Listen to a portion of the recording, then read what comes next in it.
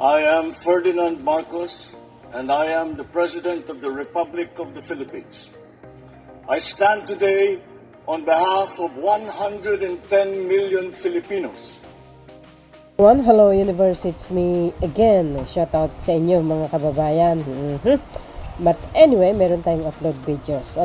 So dahil dito kung nakikita niyo mga kababayan, sa ating mga kababayan na mga sa Muslim, kung sa mga nakaraan na mga admin, wala gaanong tulong, lalo na po sa mga bandidong Muslim. Pero sa panahon ni Pangulong Marcos Jr., nandyan lagi po ang kanyang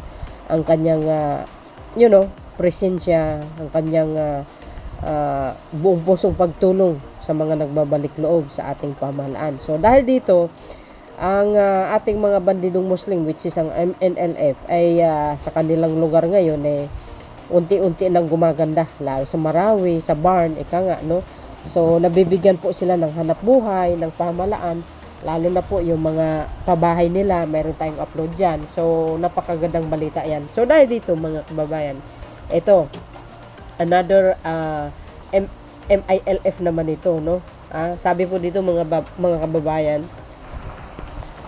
sabi dyan, DSWD press release, ayan, DSWD MSSD transition of the decommission MILF combatants to civilian life. O diba? Yan naman po ang panawagan ng Pangulo natin mga kababayan, is magbalik loob. Kasi wala naman talaga kasi mga benefit na makukuha nyo sa bundok. 'Di ba? Dalawa lang po yan eh. Either mabaldado kayo or hindi. Ibig sabihin, dalawa lang po ang mapupuntahan yan eh. Kulungan or sementeryo. Ganun lang po yun. A total of 18 MILF decommission combatants were engaged in an in-depth interview to gather first-hand information on their current living condition and identify areas for further intervention to support their sustained reintegration to their communities. O, di ba? Sabi sa inyo sa ating mga kababayan, ng mga bandido, magbalik loob na kayo kasi sabi nga natin, wala kayong makukuha dyan na tawag dito, na benefits. Mas maganda po yan kasi makakasama nyo po yung pamilya nyo, di ba mga kababayan? Hindi lang po tulong pinansyal, siyempre tulong pang kabuhayan, di ba? Ayan, DSWD MSSD transition of decommission MILF combatants to civilian life. Sarap ng buhay, di ba? Pagkasama mo pamilya mo, hindi ka natatakbo, hindi ka na magtatago, hindi ka na puputikan, di wow. Ayan sana po sa inyong pagbalik loob mamuhay na lang kayo ng mayapa at matiwasay, trabaho lang.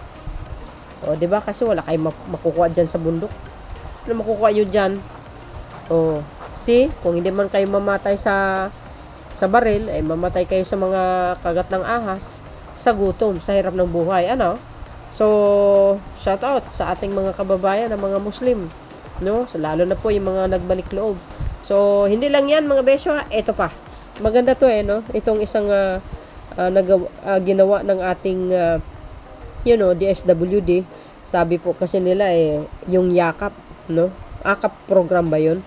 Tinanggalan. Pero hindi po nila naintindihan yung sinabi ni Secretary Amina Pangandaman ng DBM.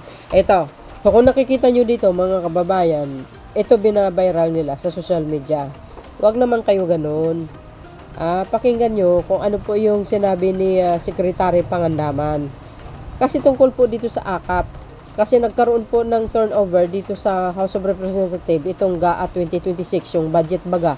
So, nabanggit doon, wala po yung AKAP.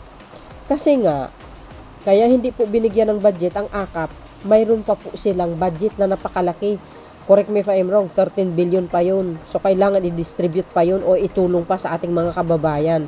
So, kaya hindi po sila binigyan ng ng kanilang budget.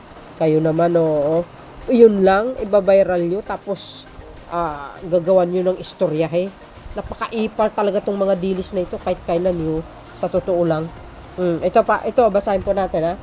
Sabi dito mga kababayan, higit 2,400 na magsasaka sa Pampanga nakatanggap ng GCash, ng cash pala, aid sa AKAP. O, di ba?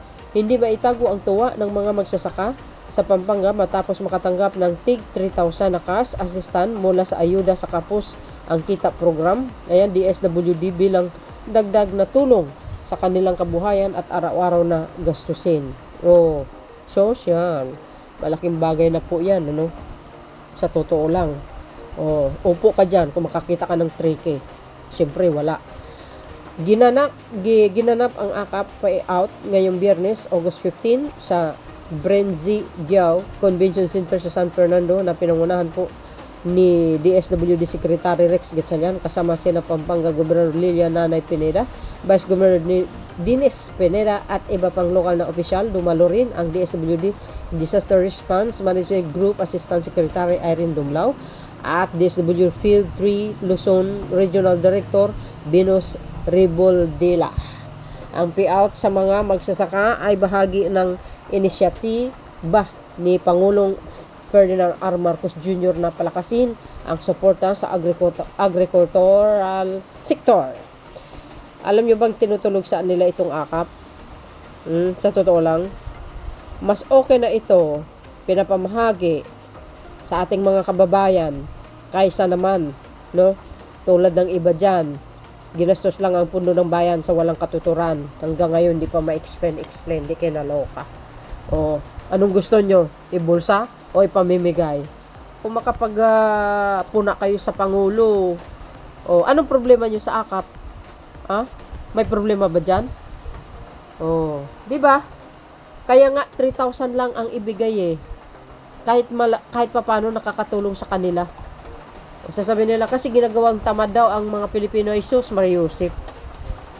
Isip nyo, utak nyo talangka. Di ba? Bakit araw-araw ba magbibigay ng 3K para sabihin yung ganyan? Natural hindi.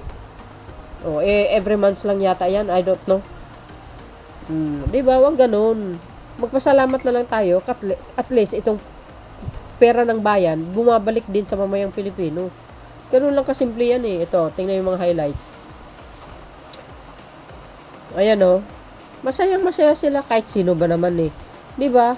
Sa simpleng paraan lang, makakatulong ka. Malaking bagay na po yun. At least, na ibabalik sa kanila.